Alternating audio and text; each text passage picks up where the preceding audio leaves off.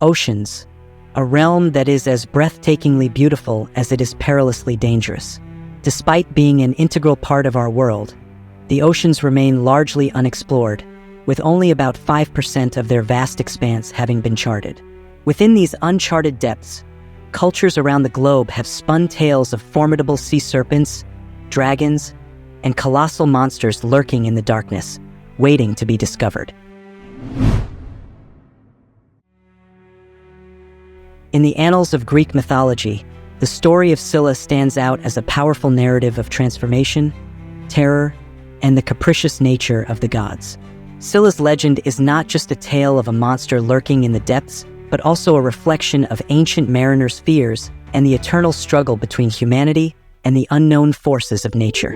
Scylla's story begins not as a monster, but as a beautiful nymph. Different versions of the myth offer various accounts of her transformation. In one version, she is the daughter of Phorcys and Ceto, ancient sea deities.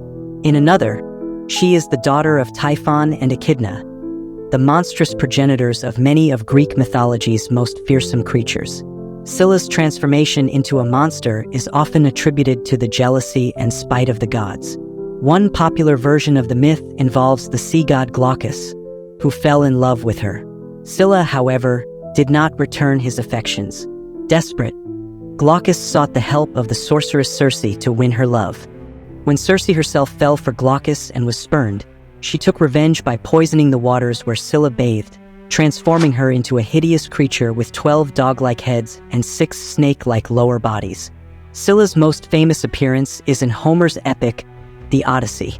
Odysseus encounters Scylla while navigating the narrow strait between her lair and the deadly whirlpool of Charybdis, another fearsome sea monster that we will encounter later.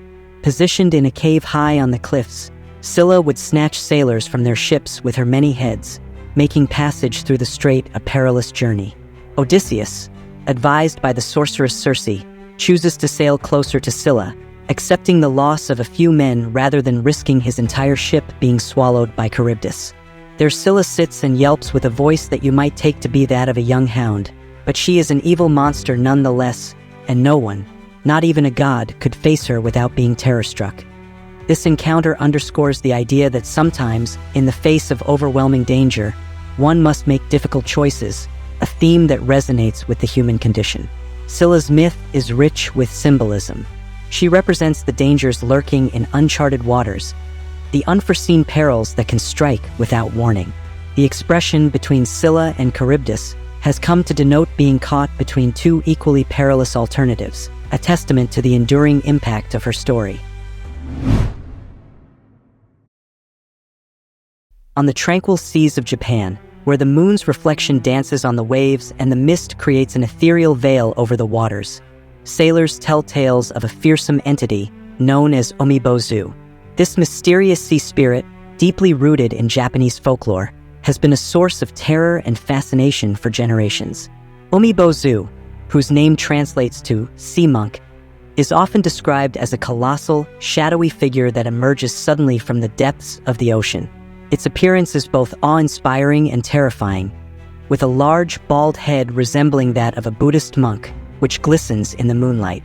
The body of Umibōzu is said to be amorphous, sometimes depicted as having an undefined, ghostly form that can shift and change, much like the sea itself.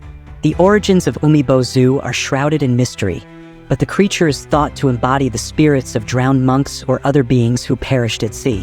One of the most common tales involving Umibōzu involves its interaction with unsuspecting sailors. According to legend, on particularly still nights, when the sea is eerily calm, Umibōzu rises from the water without warning. It demands that the crew provide it with a barrel. If the sailors comply, Umibōzu uses the barrel to scoop up water and pour it into the ship, causing it to sink. If the sailors refuse or attempt to fight the spirit, it grows even more enraged, ensuring their doom. Sailors believe that encountering Umibōzu is an omen of doom, as the spirit is known to capsize ships and drag sailors into the depths, never to be seen again. There are, however, stories of clever sailors who manage to outwit Umibōzu. In one tale, a quick-thinking captain hands the spirit a bottomless barrel, which the creature futilely attempts to fill, allowing the ship and its crew to escape while Umibōzu is distracted.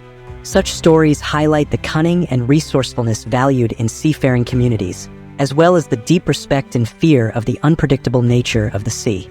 Umibōzu's legend serves as a powerful reminder of the ocean's dual nature, serene and beautiful, yet capable of sudden and deadly fury. It embodies the fears and uncertainties faced by those who make their living on the sea, where the boundary between life and death is often perilously thin. In the vast expanse of Greek mythology, the story of Cetus stands out as a fascinating tale of heroism and monstrous terror from the deep sea.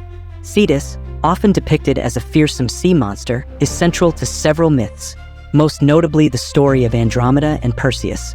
Cetus, whose name means whale or sea monster in Greek, was a colossal creature commanded by the sea god Poseidon. According to the myth, King Cepheus and Queen Cassiopeia of Ethiopia incurred Poseidon's wrath.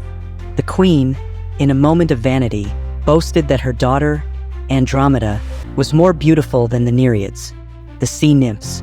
Insulted, Poseidon sent Cetus to devastate the coastlines of Cepheus's kingdom as divine retribution. Desperate to save their realm, Cepheus and Cassiopeia consulted an oracle, who delivered grim news.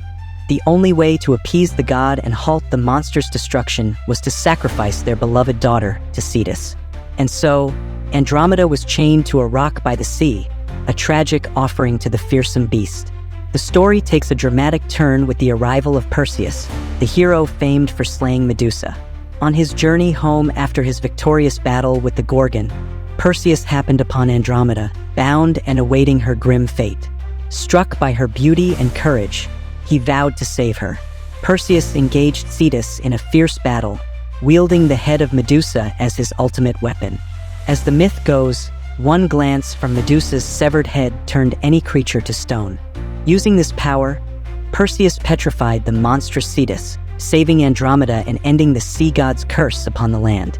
This heroic feat not only liberated Andromeda but also earned Perseus her hand in marriage. Their union and Perseus's triumph over Cetus have been immortalized in the stars, with constellations named after the principal figures of the myth: Perseus, Andromeda, Cepheus, Cassiopeia, and Cetus. The story of Cetus reflects the ancient Greeks' fascination with the sea and its mysteries, embodying both the beauty and the terror of the ocean. If you enjoy this type of content, consider subscribing. It's free and you can unsubscribe later. In the rugged and mystical highlands of Scotland, the lore of Cirein-cròin emerges from the depths of folklore, a terrifying sea monster that embodies the fears and wonders of the ancient Scots. The Cirein-cròin, sometimes known as the sea serpent or the serpent of the ocean, is a creature of immense size and insatiable appetite, weaving its way through tales passed down through generations. According to the legends, Cirein-cròin was no ordinary sea monster. It was said to be so enormous that it could devour 7 whales in a single meal. The mere presence of such a beast struck terror into the hearts of those who dared to venture near the sea. Fishermen, sailors, and coastal villagers spoke in hushed tones of the colossal creature that lurked beneath the waves, ready to rise from the depths to claim its next prey. The story of Cirein-cròin is a tapestry of myth and mystery, blending the natural with the supernatural. One of the most fascinating aspects of this myth is the creature's supposed ability to transform. According to some versions of the tale, Cirein-cròin could shrink itself to the size of a small fish to avoid detection or to lure unsuspecting victims into a false sense of security. This shape-shifting ability made it all the more fearsome, as it could seemingly appear out of nowhere, growing to its monstrous size in the blink of an eye. The creature's monstrous appetite and size are symbolic of the untamed and often unforgiving nature of the sea. In a land where the ocean played a crucial role in daily life, providing both sustenance and danger, the legend of Cirein-cròin served as a reminder of the sea's power. It was a cautionary tale, warning of the perils that awaited those who disrespected the ocean or ventured too far from the safety of the shore. The sea harbors many fearsome creatures. Among these, Charybdis stands out as one of the most formidable and terrifying. Her tale is a vivid reminder of the perils that ancient mariners faced, and the boundless mysteries of the ocean depths. Charybdis is often depicted as a monstrous whirlpool, an insatiable maw in the sea that swallows and regurgitates vast amounts of water 3 times a day, creating deadly currents that can drag even the largest ships to their doom. Her origins are rooted in Greek mythology, where she is sometimes described as a daughter of Poseidon, the god of the sea, and Gaia, the earth goddess. This lineage alone emphasizes her deep connection to the powerful and often unpredictable nature of the ocean. Charybdis's transformation into a sea monster is tied to her insatiable greed. According to myth, she was a loyal servant of her father, Poseidon. She aided him by engulfing vast quantities of land and sea in her bid to expand his kingdom. This act of gluttony angered Zeus, the king of the gods, who punished her by transforming her into a monstrous whirlpool and banishing her to the depths of the sea. Odysseus's encounter with Charybdis is a heart-pounding moment of tension and danger. As we were sailing past, we saw a great whirlpool. We could see the water hissing, boiling, and bubbling up. 3 times a day she vomited forth her waters, and 3 times she sucked them down again with a roar like thunder. Odysseus chooses to sail closer to Scylla, accepting the loss of some of his men rather than risk his entire ship being swallowed by Charybdis. This decision underscores the terrifying power of Charybdis and the impossible choices faced by those who sailed these treacherous waters. Over the centuries, Charybdis has been referenced in various literary and artistic works, maintaining her place in the pantheon of Greek mythology's most fearsome creatures. Her legend reminds us of the ancient Greeks' deep respect for the sea and their understanding of its dual nature, as both a giver of life and a potential bringer of death. In the icy waters surrounding Scandinavia, tales of a colossal sea monster known as the Kraken have haunted the imagination of seafarers and storytellers for centuries. Rooted in Norse mythology and later integrated into the folklore of sailors during the Age of Exploration, the Kraken represents one of the most fearsome creatures ever conceived by the human mind. The Kraken is typically depicted as a gigantic cephalopod, often resembling an enormous octopus or squid. Its size is said to be so vast that it could easily envelop entire ships with its tentacles, dragging them and their hapless crews down to the ocean's depths. This monstrous being was believed to dwell off the coasts of Norway and Greenland, lurking beneath the surface, waiting for the perfect moment to strike. The earliest descriptions of the Kraken can be traced back to the Orvarad saga, a 13th century Icelandic saga where the creature is referred to as the Hafgufa or sea mist. In this saga, the Kraken is not only a formidable predator but also a mysterious entity shrouded in enigma. Sailors described it as an island or a series of rocks at first glance, only to realize the peril when the island began to move and attack. During the 18th century, naturalist Erik Pontoppidan added to the Kraken's lore in his work, The Natural History of Norway. He described the Kraken as a creature so enormous that it could be mistaken for a group of small islands, with its main danger lying in the massive whirlpool it created when it submerged. Pontoppidan's accounts, blending observation with folklore, helped cement the Kraken's place in maritime legend. The Kraken's mythological origins likely stem from actual encounters with giant squids, whose tentacles and sheer size inspired awe and fear.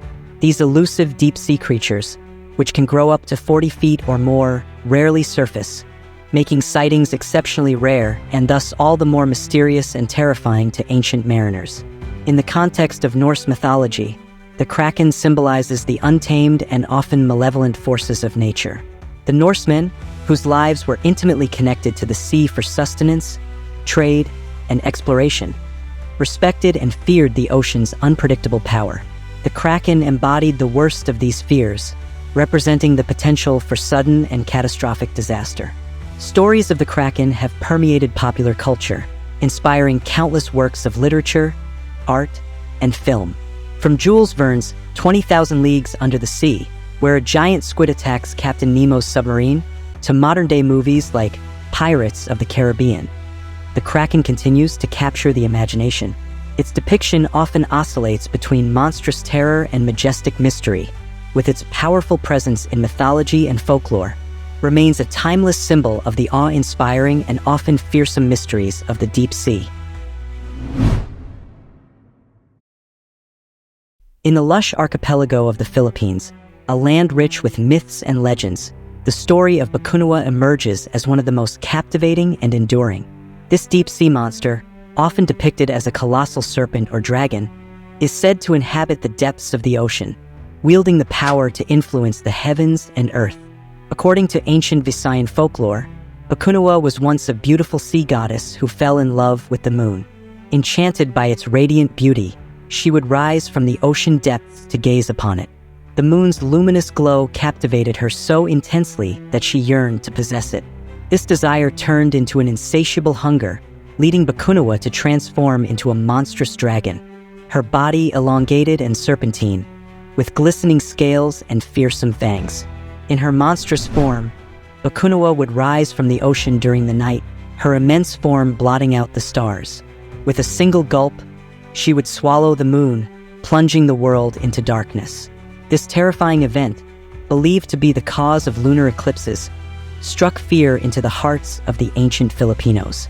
The people would beat drums, bang pots and pans, and shout into the night, hoping to scare Bakunawa into releasing the moon from her jaws. These rituals, filled with noise and fervor, were believed to be effective in forcing Bakunawa to disgorge the moon, restoring light to the night sky.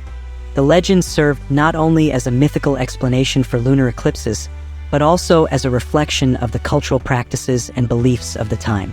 There are several variations of the Bakunawa myth across different regions in the Philippines. In some versions, Bakunawa is said to attempt to swallow the moon multiple times throughout the year, aligning with the lunar phases. In others, she is depicted as a guardian of the underworld or a deity who controls tides and storms. The Bakunawa myth, like many other tales from Filipino folklore, offers a window into the rich cultural heritage of the Philippines. It reflects the ancient people's deep connection to the natural world and their attempts to understand and explain the celestial phenomena that govern their lives. In the annals of Norse mythology, few creatures are as formidable and awe-inspiring as Jörmungandr, the Midgard serpent. This colossal sea monster, also known as the world serpent, is one of the most significant figures in the rich tapestry of Norse legends, embodying both the terror and majesty of the natural world. Jörmungandr is the progeny of the trickster god Loki and the giantess Angerboa, making it the sibling of Hel and Fenrir, two other fearsome beings in Norse mythology. Cast into the ocean by Odin, the All-Father, Jörmungandr grew so large that it encircled the entire world, grasping its own tail in a motif known as the Ouroboros. This act of encircling Midgard, the world of humans, with its body symbolizes the boundary between the known and the unknown, the safe and the perilous. The most famous tale involving Jörmungandr is its inevitable clash with Thor, the god of thunder.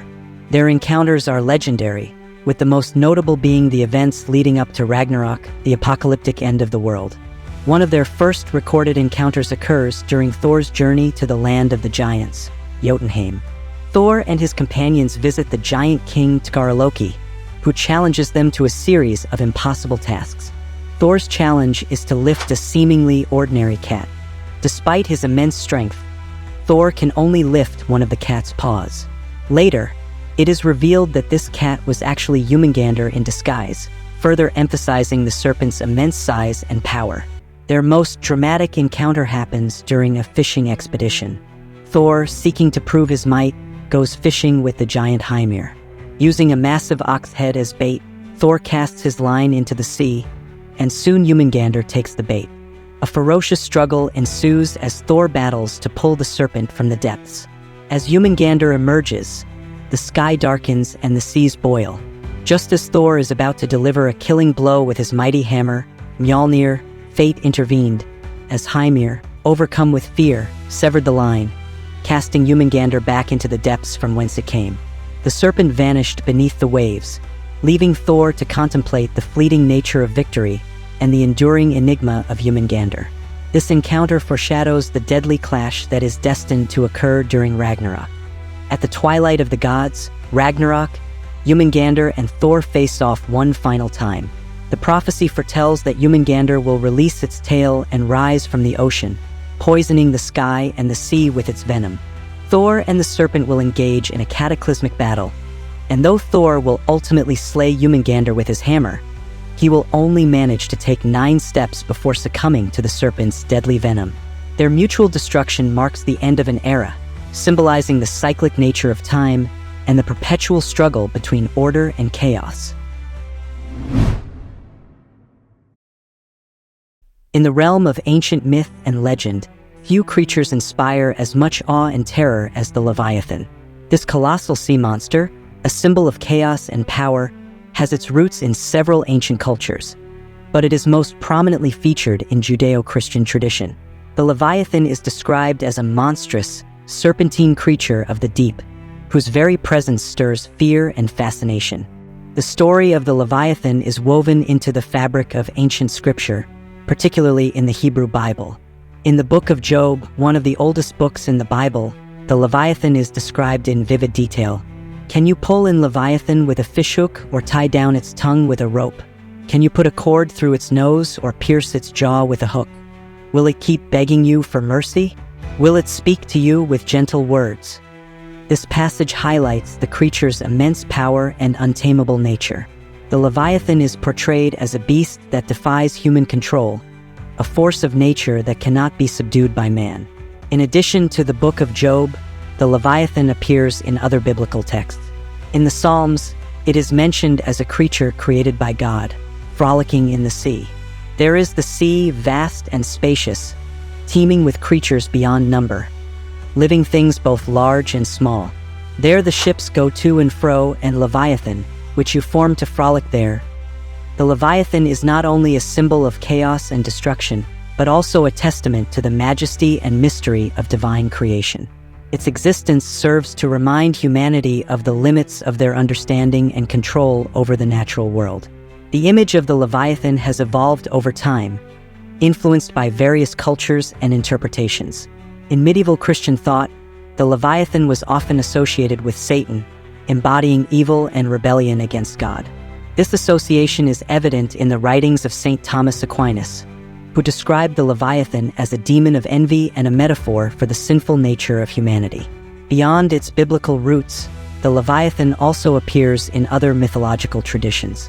In ancient Canaanite mythology, a similar creature known as Leviathan is mentioned, a multi-headed sea monster defeated by the storm god Baal.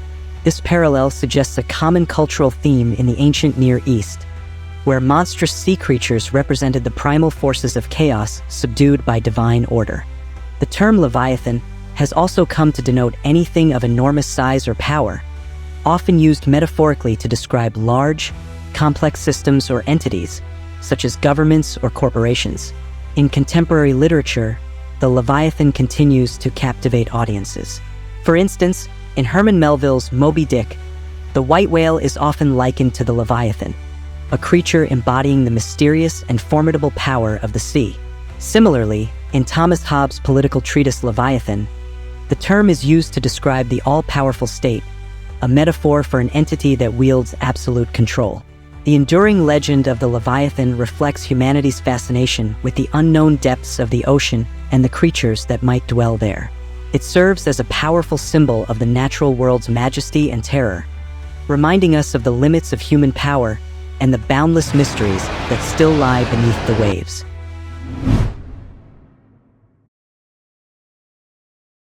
In the ancient and mysterious world of Mesopotamian mythology, the story of Tiamat stands out as one of the most captivating and complex.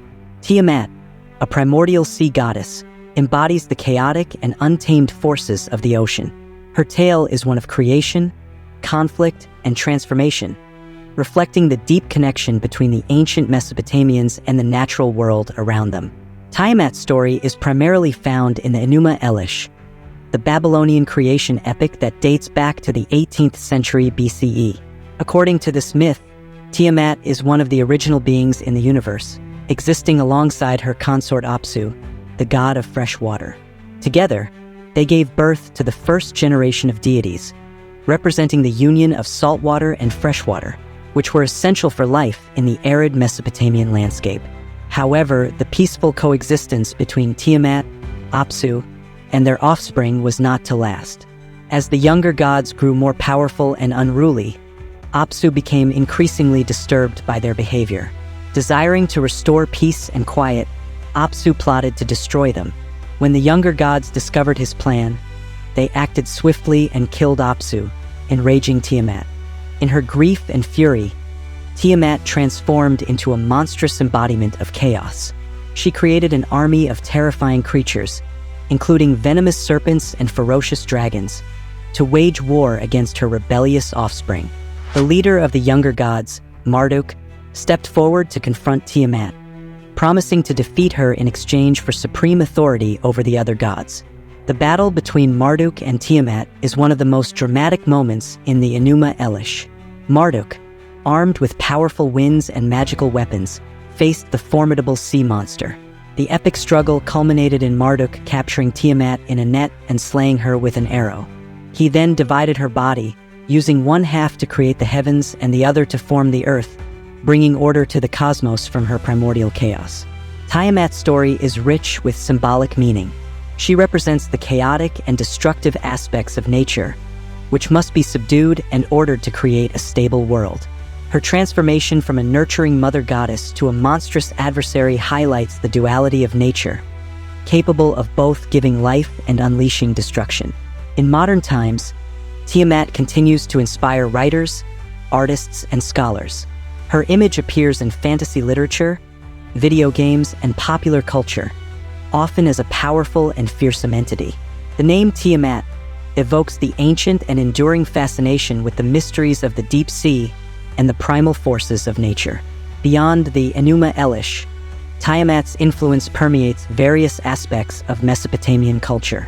She is often depicted as a serpent or dragon, symbols that frequently appear in ancient mythologies as embodiments of chaos and power. However, she is not the only primordial deity in mythology. Her story has parallels in other creation myths, such as the Greek tale of Gaia and Uranus, or the Norse myth of Ymir. You can explore these stories and other powerful beings by checking out the video on the left. For more epic mythical beings, click the video on the right.